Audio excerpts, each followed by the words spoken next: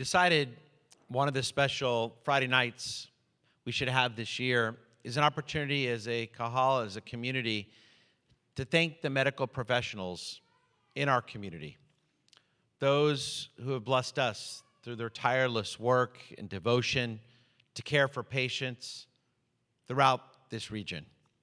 It's those doctors and nurses and all medical professionals who have really led the way, been there for us, taken care of us. And whether it's the everyday illnesses and diseases that we all deal with, or of course, whether it's been COVID during the pandemic. And to begin our first ever medical professional Shabbat, we invited our friend and member, Allison Eisenberg, to address the congregation. Allison started her career as an ICU nurse in the Texas Medical Center at St. Luke's Hospital in 2004. From there, she became a nurse practitioner in 2009 and continues to practice cardiology. She works primarily in hospitals in the Clear Lake area and has spent the majority of her time treating COVID-19 patients over the past year. She's married to her husband, Michael, and has 3 sons, Gabriel, Jaden, and William. It's my pleasure now to welcome to the Bima, Allison Eisenberg.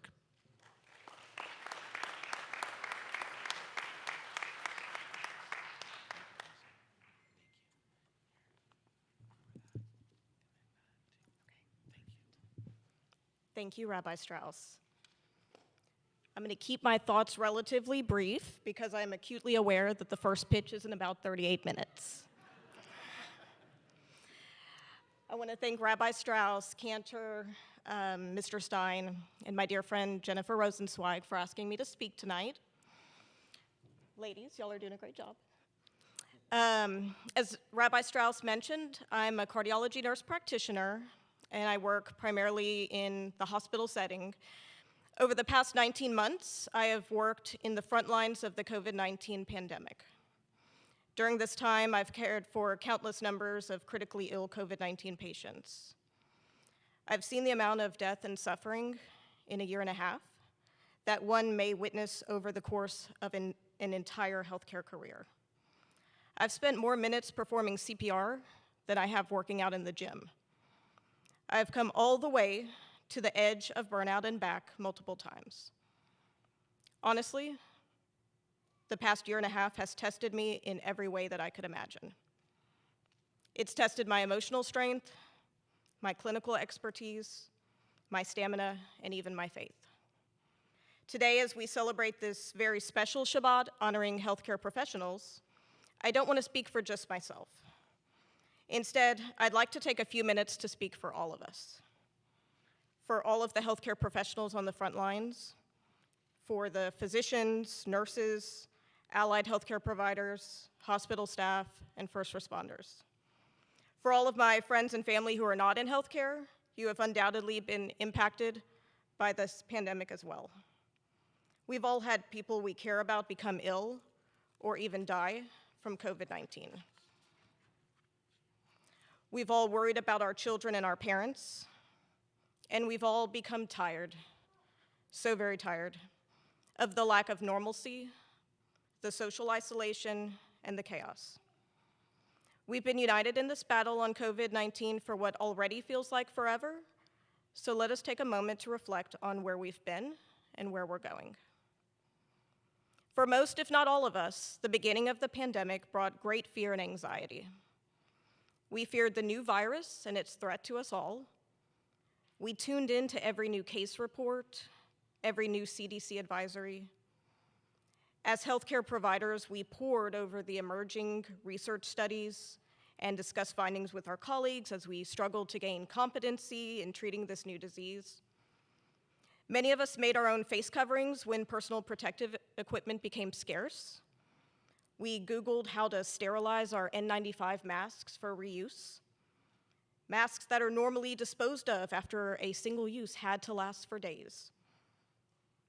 I was terrified when I saw fellow healthcare providers becoming ill after exposures at work.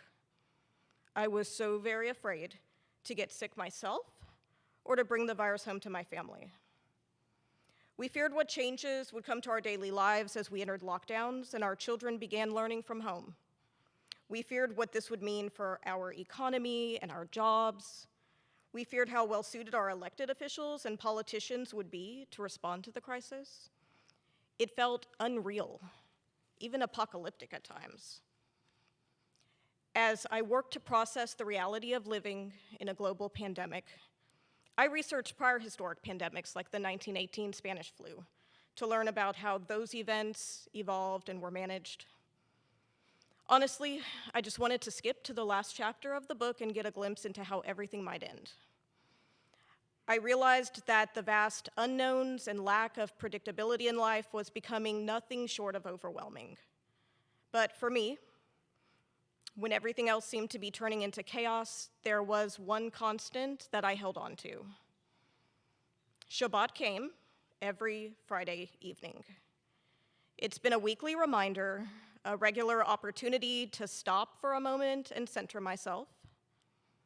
Regardless of the turmoil going on in the outside world, it's a time to pause and come together with my family. It's interesting how some of our Jewish traditions, which often can seem so monotonous, can really bring a sense of comfort and stability in the midst of stress and chaos. I think we can use these moments, whether it be performing Shabbat blessings, tuning into or attending services, or just a daily prayer, to become mindful and to put the outside world on pause for just a moment, to reflect on the importance of life and how precious and vulnerable it feels at this moment. Now, I know what you're all thinking. A moment, a pause, that wouldn't be nearly enough. I need a break, a vacation, an escape. Most of us have felt it, the utter burnout from the stress and the work and the worry. It's that sensation of not even consciously feeling stressed out anymore because you are just too tired to care. You feel apathetic and cold, like you've got nothing left to give. The Haftarah portion this weekend has themes of burnout running through it. In the first story, a widow goes to the prophet Elisha, desperate and fearing that she won't have the means to care for her children. The only thing of value she has left is one jug of oil left in her home that she could sell. This would be her only money for her family. She's frustrated, perhaps desperate, and certainly things must have felt hopeless to her. She was instructed to borrow empty jugs from her neighbors to pour her oil into, and miraculously, her one jug of oil ends up being enough to fill the many jugs she collects. I think this story is really symbolic. I don't know about you, but I think there's plenty of days where I just don't feel like I have a lot of value left to give, like my emotional jug is empty. During the past year and a half, I've had days where I wanted to quit my job, but I can't. I have patients to care for, and I'm good at my job, and I have a family to provide for, so I must carry on. But there are days that I question everything I do. There's ongoing research of the impact of burnout on medical professionals during the COVID-19 pandemic. Post-traumatic stress disorder and alcoholism rates are soaring. The suicide rate among physicians is twice that of the general population. Healthcare providers who were touted as heroes at the start of the pandemic now find ourselves feeling forgotten or even ostracized at times. Our overwhelming desire to protect everyone in society sometimes makes us feel shunned for recommending things like mask wearing and vaccination. Perhaps what the story of the widow is imploring us to do is to stay faithful and to lean on our Jewish community when we're in a place of despair or need. As a community, we are strong and we look out for one another. Keeping this in mind during stressful times can make us feel less alone and isolated. I recently joined a parenting group within Beth Yeshurun about raising Jewish kids.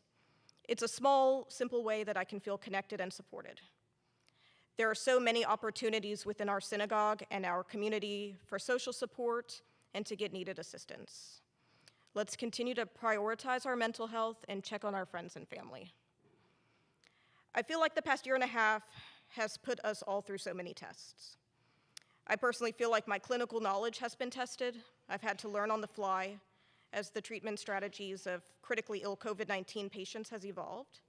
My stamina has been tested as I've worked more hours and more 7-day weeks than ever before. My emotional strength has been tested as I have had daily conversations with patients' families about the deteriorating condition and poor prognosis of their loved one. I've held the hand of dying patients who are in isolation, who are facing death all alone. At the end of some of these very long, hard days, even my faith has been tested at times. From a spiritual standpoint, it becomes difficult to bear witness to such suffering and loss and not feel some sort of ambivalence and doubt. How is any of this justified or fair? What kind of modern-day plague are we experiencing? As I reviewed the Torah portion for this weekend, I noticed interesting parallels in the story of Abraham. When he learns of God's plan to destroy the cities of Sodom and Gomorrah, he begs of God to spare the lives of any righteous people living there, especially that of his nephew. He literally has an argument with God about what he views as an unjust situation. It's easy to oscillate between feeling trust in God and skepticism when we're faced with a crisis such as that pandemic that we're in. Abraham is faced with the ultimate test of faith when God instructs him to offer his only son Isaac as a sacrifice. He shows absolute faith and loyalty by gathering supplies and heading up the mountain with Isaac as instructed. It's only when Isaac is bound and Abraham is moments from carrying out the order that God calls out to stop him. It was just a test. We've made sacrifices as well over the course of the pandemic, and while most have been small in the grand scheme of things, they still impact us. We sacrifice our ability to have social gatherings, travel, and celebrations.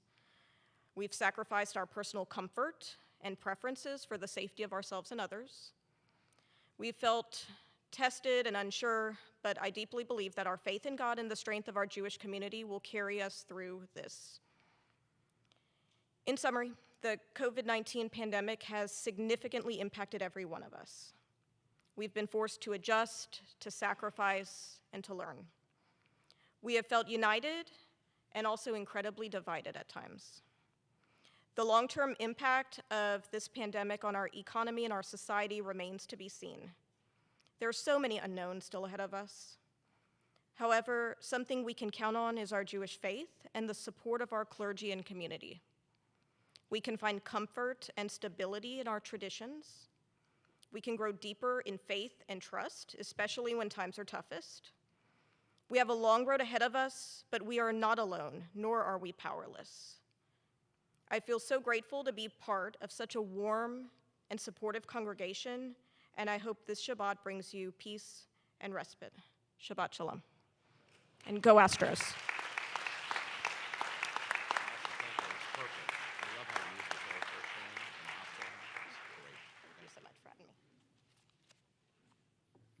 Allison, thank you. And thank you for all that you do and other healthcare professionals in guiding us and taking care of us and being there for us always. One of the great rabbis of all time was Maimonides, also known as the Rambam. He lived in the 1200s. He was a great philosopher, codifier, but what also made him the incredible and extraordinary individual that he was, that he also was one of the leading doctors in the ancient world. And so for over almost 1,000 years, doctors and nurses and other healthcare professionals have had an opportunity to recite what's considered what all Jewish medical professionals should recite. It's called the Oath of Maimonides. He wrote it, as I said, hundreds and hundreds of years ago, and this has been passed down from generation to generation. And so tonight, we thought we wanted to give an opportunity to all of our medical professionals that are here with us to recite this oath as a reminder to us of the blessings that you give us, and as a reminder to you to give you that little extra strength that you may need.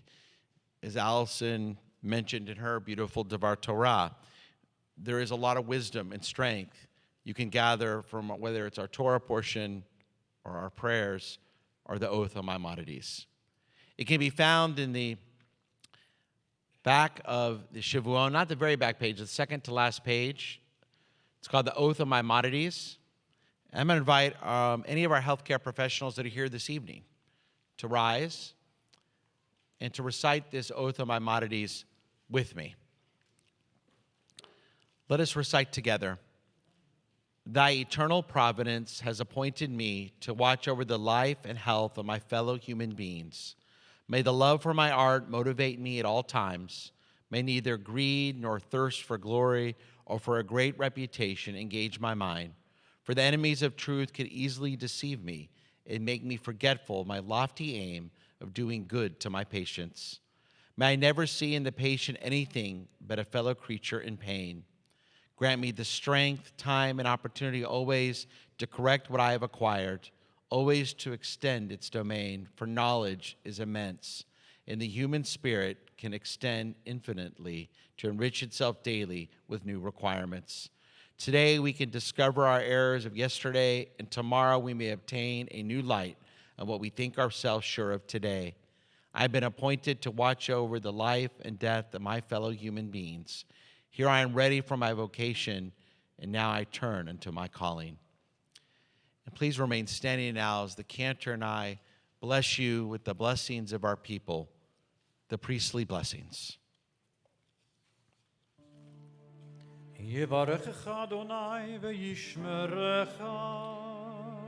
May God always bless you and keep you.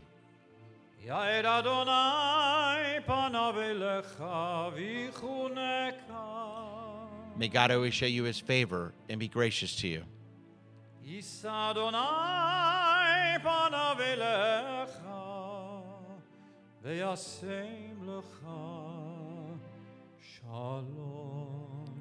May God always show you his kindness and give you that great blessing, that blessing of shalom, the blessing of peace. And let us say, Amen. Thank you. And now let us all rise